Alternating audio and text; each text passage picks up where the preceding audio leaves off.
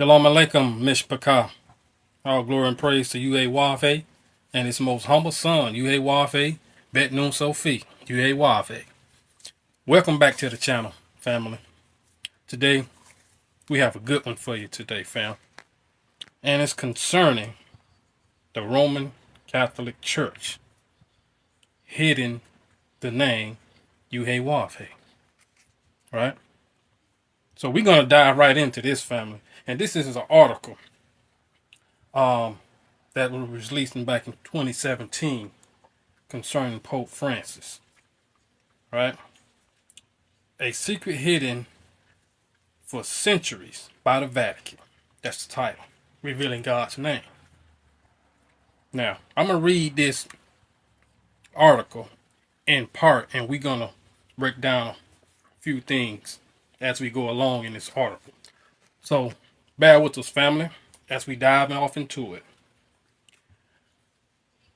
A secret hidden for centuries by the Vatican.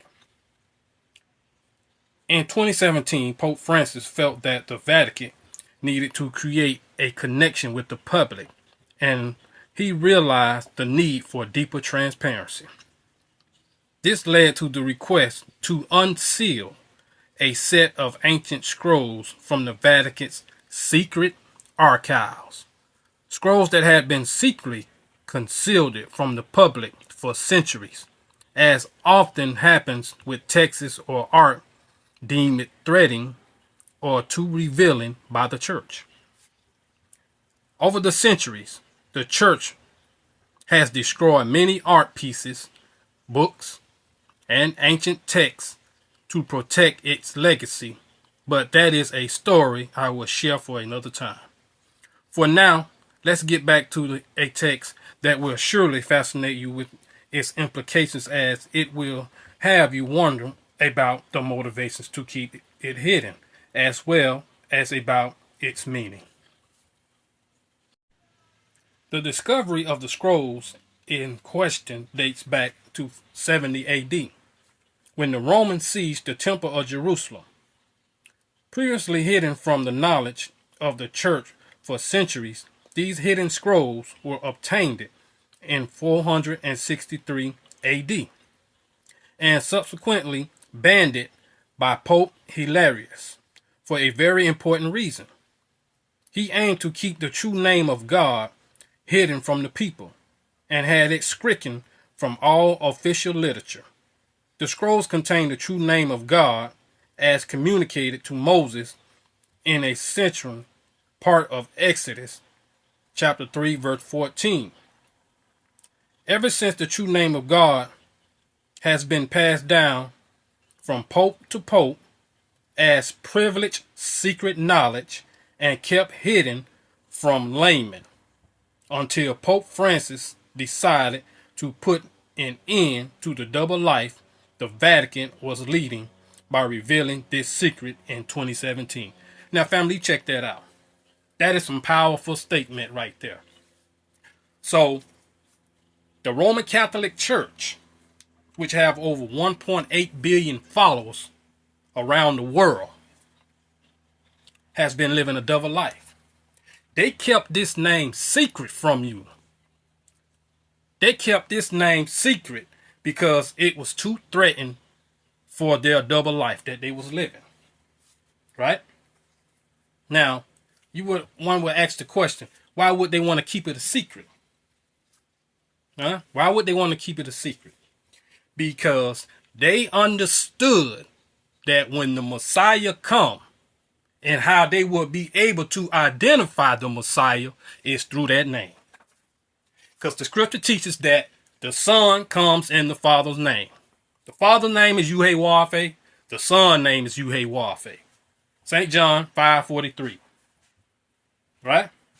They knew this all along, but yet they kept it a secret. And they taught the people of the world Jesus, which is a fictitious and erroneous name, false name given to the true Son of the Creator, Yahweh. Continuing on.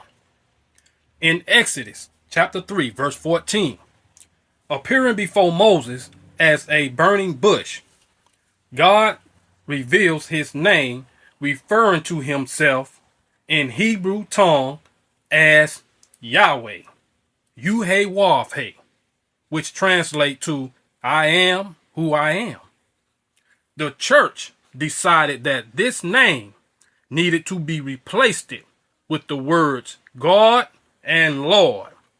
And so Yahweh was stricken from all the passages, and the scrolls were kept secret in the apostolic archives of the Vatican and hidden from public knowledge, as the name of the God was to be known by the Pope only. Now check that out. You see what they did? They took Yahweh's name out and replaced it with Lord and God and gave you those titles. Right? Now, it says this name was only known by the Pope, and it was passed down from Pope to Pope. Through each transition of power from Pope to Pope, they knew the name all along. And this occurred over thousands of years ago, over 1,500 years ago. They've been doing this. They kept it a secret. This is one of the ways they would identify the Messiah, because they knew when the Messiah made his appearance, he would come in that name. If he didn't come in that name, then that means he was a false impostor. And I only know one man that came in that name. You know it. But they taught you to criticize him when he appeared. But guess what? They fulfilled the scripture, because they said they would blaspheme his name and you would be hated for that name. Right? They knew it all along. But long as they can keep the masses from this truth of the true name of the God, of the true and living God, they can keep the people deceived and keep ruling over you.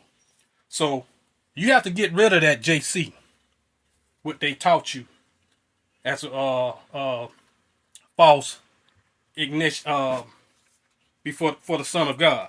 They taught you that, and they knew all along that it was falsehood. That's why JC don't have no power. I don't care what you say. JC don't have no power. You can call on all you want. But anyway, that's a whole nother topic, family. And we're going to continue on with part 2 with this, because this gets deeper and deeper. We're going to end it right here, family. And we want to thank you for tuning in and enjoying this message that Yahweh has blessed us with. And as he shared with you as family to all nations across the world, as we baptize you in the name of the Father, Yahweh, Yahweh, and his most humble son, Yahweh, Bet Nun Sophie, Yahweh, Yahweh Ben Yahweh. So don't forget to like and subscribe, and stay tuned for part 2. Shalom Aleichem and Aniyah Hove.